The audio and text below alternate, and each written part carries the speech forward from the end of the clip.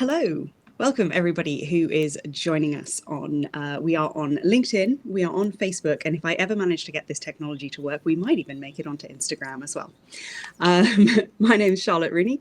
I am a leadership coach and mentor for women in middle management, and I am joined today by Suhaiba Neill, who is a tremendous leader in typically male-dominated spaces, but she has also just written a book about 22 lessons for women in leadership. And I'm so glad that you have joined me today, Suhaiba. Thank you.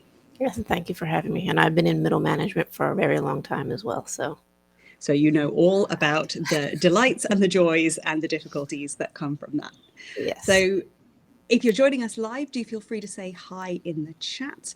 I try to keep an eye on it. If you have questions, we will definitely try to answer them, but not always able to get there live. If not, then we can come back to you afterwards. So today we are going to be talking about specifically how, as a woman in leadership, you can find your true, authentic style without worrying too much about whether or not it's, supposedly masculine or supposedly feminine. And I have to admit, Suhaiba, I am a bit resistant to the terminology of kind of masculine traits and feminine traits in leadership, because I worry that it can lead us almost kind of to self-censor in the idea that, like, oh, well, I am a woman and so therefore I should behave in this way, or I am a man and I should behave in that way. But your experience, it sounds like, is a bit different, that you really have noticed that lens has given you a bit of an advantage in the leadership space. So let's just cut right to the chase. Tell me more about that. Yeah, and so quick, short version of my story is I am like 100% tomboy. I grew up with three brothers, two older, one younger. Live in the suburbs of Philadelphia. It's a major sports town and played every sport under the sun. I was a 3-season athlete through high school. I teased that I ruined my knees playing basketball, so I went to Division III college and switched gears and managed the men's team because basketball is my favorite thing. I still love it. And then from there, went and got my dream job. I was kind of applying for jobs all over the East Coast and got a job with the Philadelphia 76ers. So I spent 5 seasons there. Again, it's all guys, not in the back office, but, it's the NBA. So a lot of Exactly. masculine energy there. And then joined the family painting business, which my dad started 49 years ago. And I'm going on year 19 now, actually. And again, the painting industry, residential painting, commercial too, is still very male dominated. It's shifting now, which is really nice to see. And it's fun to share that my first talk on the book was to the first ever all women in paint conference from the National Association. So it was a really cool of like full circle moment that I tease that when I started, I was the youngest in the room and I was usually the only woman in the room. And thankfully, with the background of the brothers and like never being treated like a girl, which is where the book title came from. So the older brothers, my oldest brother was like, I never said that. And then I reminded him, he's like, oh, yes, I did. Every time I went to play a sport, they're like, you're not allowed to do it like a girl. Yeah. So like you have to play it the real way. And so my whole life was like one big competition and keeping up, So I never really felt intimidated by the kind of male energy just because that's all I knew my entire life. I was very quiet until like in the early years in the painting industry. It probably didn't speak up as much as I could and should have because it is a little bit different when you're the only one at the table. And the energy and the dynamic can be a little bit different. But eventually realized that it's also interesting because before I really like started thinking through the book and putting it onto paper, my definition of leadership was off. So like what I thought a leader was supposed to look like was like, and I'm a DISC certified assessment consultant as well. Like if you know what that high D, like go, walk into the room. I do know that. It's person. That's what I thought a leader had to be. And that's not my style. It's funny because it's one of the, I think that's one of the reasons why I struggle a little bit with the kind of the masculinization, feminization of this, is because I am quite high D. Right. And so there's lots of things about my style and my personality which would fall into that kind of masculine category. And I certainly don't identify as masculine. And so it's definitely one of those things where I'm a bit like, and contrarily to you, I mean, almost the opposite. I began my career in the charity space, humanitarian relief, development, and they are very largely female dominated. So coming in with that, I look like a woman, but I have that really high D. Right. I had almost the opposite, I guess, kind of a response of people being like, well, this doesn't fit. This isn't right. So Yeah. what shifted your definition of leadership then? I was actually at a conference years ago and we had a keynote speaker, and he said his definition of leadership was when you help someone else through something that they couldn't get through on their own. And I'm like had a little bit of a light bulb moment. And my favorite thing to be is helpful. So like to me, and also what I've also learned and realized and kind of been paid attention to in the last 5 to 7 years is that there are tons of different leadership styles and all of them are necessary. So like there's no one true right way to lead. I think depending on where you are, what you do, and who you're working with, there's a need and, figuring out how you fit. But what came through for me and was the start of it all was being authentic. So like if I can't be me every day when I show up at work, I'm going to burn out very, very quickly. It's going to be very difficult, and it's going to be, a lot of confrontation. So trying to be something you're not doesn't really work. And I had one really rough year at work where like my D is very low. And when I did my assessment, it like doubled in my adaptive style. So what happens in DISC is like you're hardwired a certain way, and that's how you kind of operate. And then you adapt to usually your work environment to like fit in a little bit better. But sometimes adaptation ends up causing stress. So like my D doubled, but it was still so low that nobody noticed. So I was exhausted at the end of the day for expending all this extra energy and not having it land anywhere. And kind of, so I tease, I was like the year of me where I had learned as much as I could about myself. As I said, if I'm going to be asked to step into a true leadership role, so my dad owns a company and started it, and then I work there, my brother works there, and I'm kind of like you talked about that middle manager. I'm the one in between, him and everybody else. But behind the scenes and very quiet. And I'm like, if I'm going to be a leader, I want to get really clear about what that means for me and not his definition or my brother's definition or the company's definition. Like it has to be authentic because I have to be able to live this every day, and I have to be able to show up every day and feel like I can be my true self and my best self, and people will honor and appreciate that, and vice versa. Like I want, I tease, I have a little post-it note actually, like, so if you're a Ted Lasso fan and he has the believe on the wall, I have a post-it note on my computer that's been there for years that says, how can I make your day better?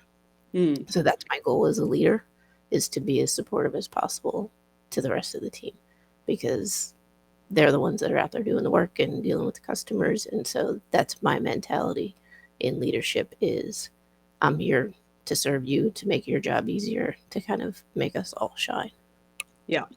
I think I often think about it in a similar way when I think about what my definition of leadership is. I think it's about your job as a leader is to articulate a vision, to make it really clear, like what are we all working for? Why are we here?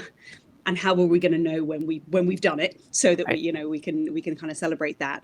And then it is to make the decisions along the way and to provide the guidance and support to the team so that they are able to achieve that in the best way possible. And it's not about, I am quite high D. My tendency is to want to be in charge. It's one of the reasons I run my own business. I really dislike being told what to do. But it is one of those things that I really had to learn about as a leader. I started in my first kind of leadership role thinking I'm going to be a great leader, because I've always been told, unlike you, I've been told my whole life I have leadership skills. And I think it was the euphemistic kind, that they tell girls that they have leadership skills when they really mean they like telling people what to do. That's a polite way of telling you're bossy. Yeah, I'm pretty sure that's exactly what it meant.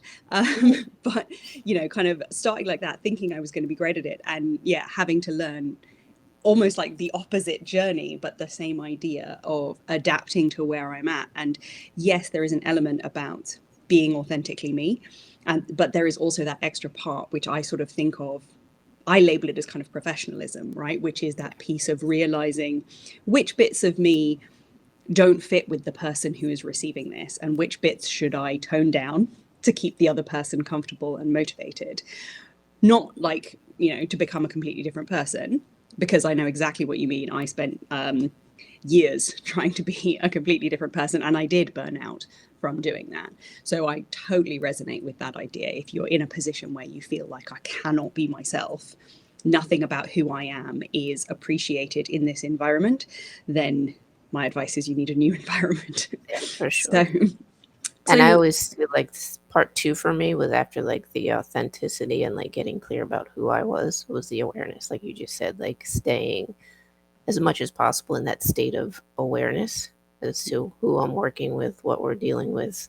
How do my coach calls it like the nuance of leadership, and knowing when to turn it up or turn it down, or be more quiet or be more assertive, to kind of make sure with the team you're working with that you're getting through. And you touched on something else that I always tell business owners when I work with as a consultant. It's your job as a leader to define what needs to happen, like you said, that vision. And what I think a lot of people miss that I always encourage them to do is explain why. So like you know in your head why it's important. And it's interesting, I was at a conference with a speaker, and like they're really, the way we're hardwired for like, the disc and all of that, all those different things. There are some people that are more naturally hardwired to lead and some that are more naturally hardwired to follow.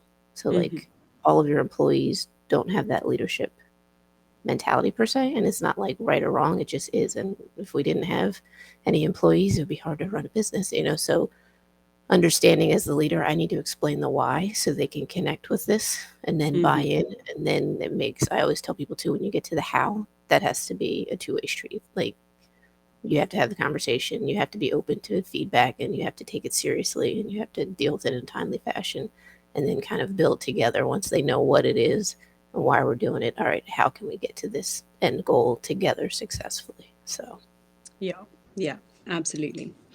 So let's talk a little bit more about this process of sort of finding your true leadership style. And you said that you are naturally a sort of quieter person, you're not necessarily the loudest voice in the room.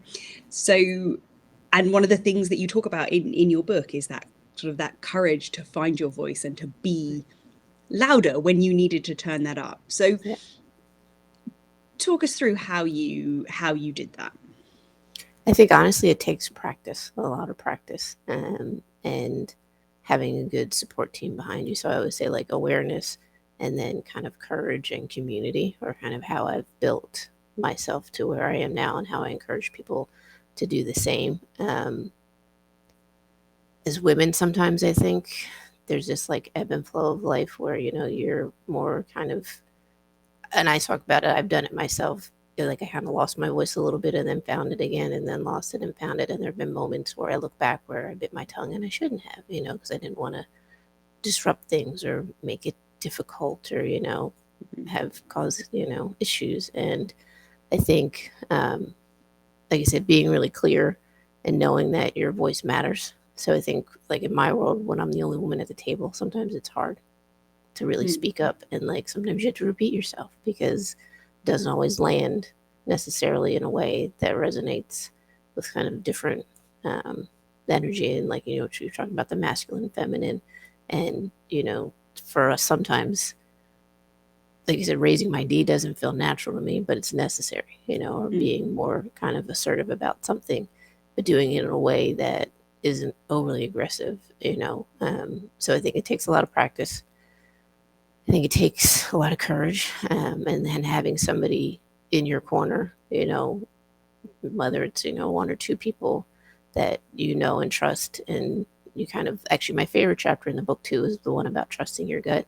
So, that's a big one for me that I continue to practice. And I tease that the little wins are actually the big wins sometimes, when, it seems like a small thing, but you do say what you need to say, or, there's a boundary that's been crossed and you kind of call it out, but in, a polite and, appropriate way. Those really become the big wins and build your confidence of being able to, one, recognize that I have something to contribute, and I know it's helpful and I know it's relevant. And so I'm going to go ahead and say it and not be afraid of, how it's going to land per se, or how it's going to be taken, but put it out there. So it's tough. I said, I'm still a work in progress. Yeah. But it's just, I think honestly, we all need to get better at it, because the thing that was interesting, before the book came out, I wasn't really aware of the stats around women in leadership. Mm, And they're not that great. But the flip side is, if you actually look at the facts of what happens when women are in leadership roles and at higher levels, everybody does better.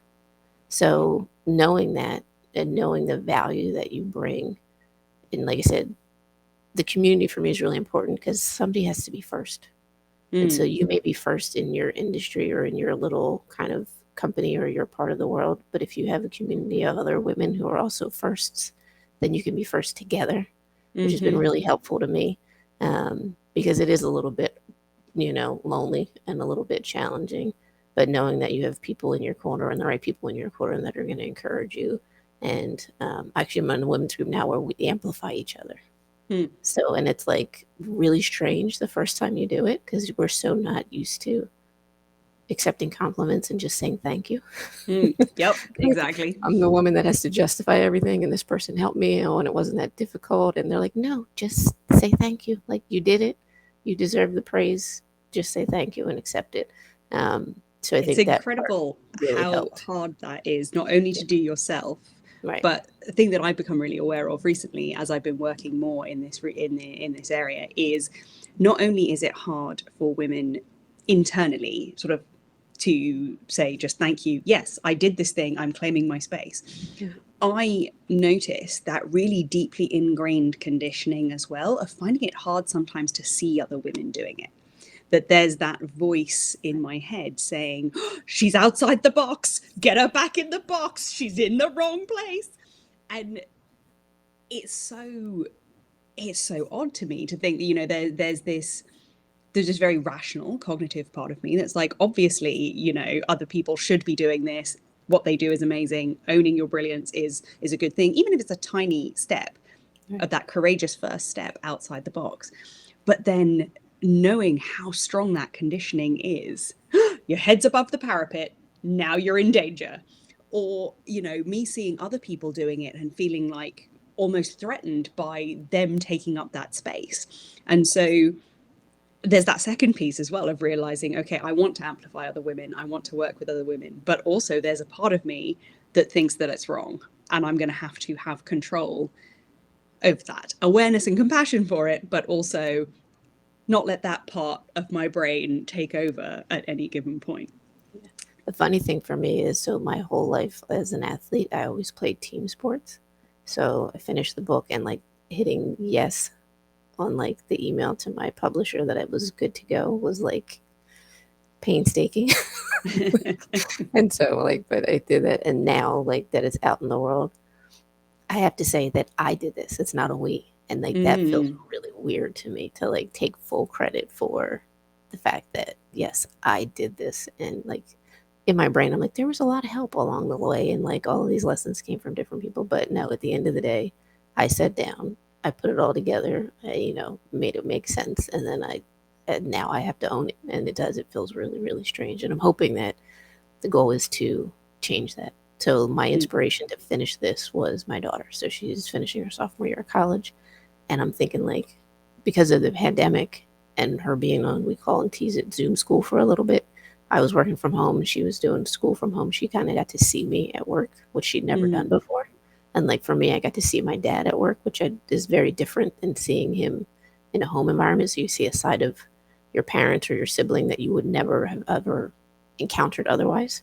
yep. And I'm like, I have to set a better example, and I want to make it easier for her than it was for me. So that was my inspiration, was to like change that narrative and make it okay for us to be young and confident and not feel bad about or guilty about, or like you said, feel like, oh, this isn't my place, I need to stay in this lane. Like, no, we need leaders of all shapes and sizes and genders in every role across every industry, and having the tools to find that confidence sooner rather than later. Like I tease, I could not have written this book any earlier than I did. Hmm. Yeah. And in my, mid to late 40s now.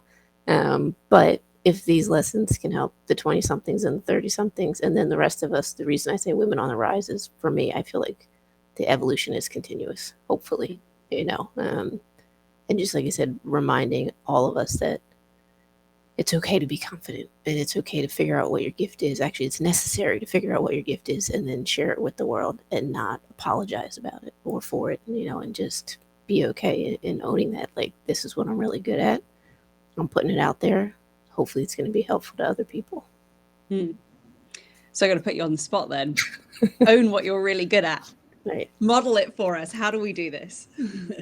I think I tease too. So, like, one of my gifts and the reason the consulting business was born was I didn't realize that systems and processes were my sweet spot. So, like, to me, the world was one big puzzle, and my brain automatically goes into like, how do I make all these pieces fit? So, I'm really good at.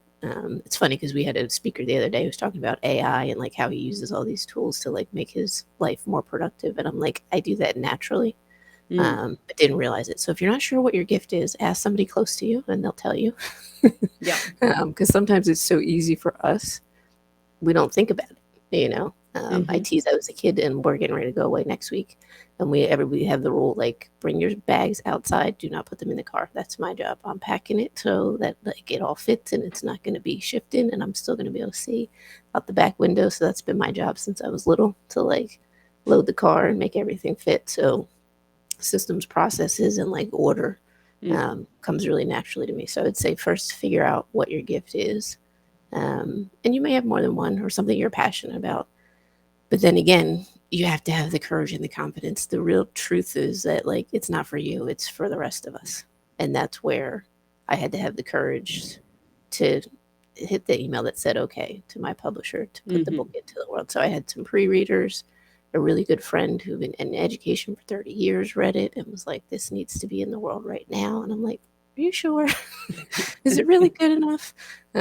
So it's about finding that moment and just jumping. Like, you just got to go for it. So the first chapter, actually, the book is called Be Fearless. And I tease that when I was little, I was a gymnast and I was not afraid of anything. So like, I couldn't wait to do what the bigger kids were doing. And I'm like, put me on, the high beam and put me on the uneven bars. Like, let me do the flips and the tricks. And somewhere along the line, I think it depends. And unfortunately, it may happen a little bit more for girls than boys. Like, you kind of lose that sense of fearlessness. And like, you start to question, like, should I be in this space? Can I really do this? So getting back to, and I actually did a talk, like, and my prompt was think back to a time when you were fearless. Doesn't matter how old you were or what you were doing, but we all have that moment where we can remember, like, oh yeah, that's when I did this. Didn't even think twice. Like, jumped off the high dive, no problem, and then figure out how to find that kind of place in you again and it just takes like 60 seconds. I tease when I speak. It's not my favorite thing to do. And there's a chapter on there about getting good at public speaking. I get super nervous, but as soon as I get rolling and if somebody asks me a question, I'm good. And like, I'm off to the races. So knowing that like the first 60 seconds are going to be a little nerve wracking. Maybe I'm going to crack a joke and make sure everybody laughs, or figuring out what works for you internally to get through those 60 seconds and jump. It's really kind of what I've reminded myself to do over and over and over again when I kind of feel like, and also I have a coach that tells me like, yeah, no, you need to just go already. So that helps. Which is as well. so helpful. It's so helpful to have somebody to kind of push you over that edge. Because I think we all, to differing degrees, fear failure. We fear doing it wrong. I mean, in the gymnastics, it's like, you fear actually possibly getting yourself hurt. When you're little, I guess you don't hurt so much. I certainly didn't when I was smaller. But that fear of doing it wrong can be huge for a lot of us. I mean, particularly, I think if you grew up in a kind of high achieving environment where success was praised, or people were always striving to be the best, then the idea of not being the best and being seen to fail is even more terrifying than it is for everybody. And I think for me, that's where a lot of that fearlessness comes from, is learning to be okay with yourself, knowing that you can fail and still belong. You can fail and still be valuable. You can fail and still be fine. And you learn. So like, I actually just did it. I took my DISC assessment certification exam, and my mentor like sent me the link, and I was like, I think I need to study for one more week. He's like, do me a favor, just take a deep breath and just take the test. He's like, if you don't get the score you need, it's not the end of the world. You can take it over again. He's like, but I want you, and there's a chapter in here too about like just say yes and like trusting when someone else, and it's happened more than once in my career. Someone else saw something in me before I recognized it in myself, and trusting that I am ready for this. So, like, I ended up being president of an association in my mid 30s. I would have never in a million years signed up for that. I would Yep. have like maybe waited till like maybe when I'm 45 I'll be ready for this, but at 33 I'm not ready to lead a team of like, 8 other people and organize a conference every year. And they're like, "No, you're ready. We're going to put you in the seat. You'll be fine." And so trusting the people in your life that see something in you you may not fully recognize yet as well. And so I did. I passed my test on the first try, Well, and brilliant. I saved myself a week of studying It and is, obsessing over it. So that also helps too, having people in your life that will encourage you in a positive way and help you to kind of, like you said, step out of that comfort zone and yeah. just sometimes you just have to go for it. And it's recognizing so because before you were talking about kind of trusting your gut, and I think sometimes that can feel a bit like a catch-22 because you're sort of waiting to feel ready. You're like, oh, my gut doesn't feel ready, but actually you are ready, even though that not feeling ready is really just that fear of failure coming through. And yes, you can sometimes, some people see it in you, but you as a leader as well, you can see it in your team, you can see it in your kids, you can see it in the people around you. And it's actually such a gift that you can use to sort of say, you know what, I see that you are capable and ready to take on this growth opportunity, to take on something else. And then win-win, you can delegate something to them as a learning opportunity. You can get some of your own time back. And everybody is coming out this kind of in a positive way. They're feeling more confident, they're feeling more trusted, and you've got some headspace back to be able to go back into that leadership space. Yeah, and then you kind of like slowly build the confidence. If you start with something small and then they're successful. And I think that's the other thing for me in the leadership role. My goal is to continue to empower everybody else. And like, so when I talk to the high school level students, the title of that talk is "You Are the Leader of Your Life." So you've been raised, like I'm now, my daughter's in college, so she's a little bit more independent. And at that transition phase from high school to college, now you're on your own. Like, if you go away, you're responsible for getting yourself up, getting your homework done, but having that mentality that, oh yes, I do get to decide what my Mm. life looks like, and I am the one in charge. And like I said, that's the goal, is the sooner and the earlier you can kind of start building that confidence to try little things, to step out of your comfort zone, then it just gets easier and easier, I think. And hopefully we'll have a new generation of female leaders who, as I like to say, don't take any crap from anyone. I love it.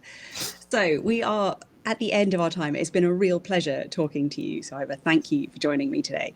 If you had one final pearl of wisdom that you want to make sure those future leaders who don't take any crap from anybody are hearing, what would you tell them? So the one that I almost forgot, so there technically are 23 lessons because there's a bonus lesson, and I'm really still not good at this myself, and it You goes back overachiever. to well, I couldn't leave it out once I got to it. Celebrating. So like I'm that person that like when I complete a task, I check it off and I'm like, what's next? And they're like, everybody's like, no, you just like did something really cool and major, and that's like a big accomplishment. You need to celebrate it. So I think also for us, and like again, we back to that accepting compliments and amplification, and um, realizing that yes, I did this. So that's the other thing that I think I'm constantly practicing myself is celebrate the little wins, celebrate the big wins, celebrate the milestones on your way to getting to whatever that big goal is. Because if you're just focused on that, and I think we need to make sure we stop and celebrate and acknowledge that yes, I'm not to the end yet, but I'm halfway there, and that's a really big deal. So like my first draft was finally finished, that was a big moment, and had to make sure I celebrated that. And then along the way, the milestones of the little things that lead to the bigger things. I think I have a little book of accomplishments where I keep notes, and then I flip Mm-hmm. back through it every once in a while, and I'm like, wow, I really did accomplish. Because I'm Yeah. always like, I didn't finish this yet, and I forget about the 20 things that I did do that were Yep. really kind of cool and helpful, or um, someone else might think of it as amazing. And to me, it's just like, no, but it was on my to-do list. So now it's done and on to the next to do. So stop and pause and celebrate for sure. I love Yourself it. and each other. I love it. Stop, pause, and celebrate. Well, I'm going to leave it right there. Thank you, everybody, for joining us. If you're catching it on the replay, do let us know in the comments. And I hope that you have found this as interesting as I have. Thank you for having me. Thanks, everybody.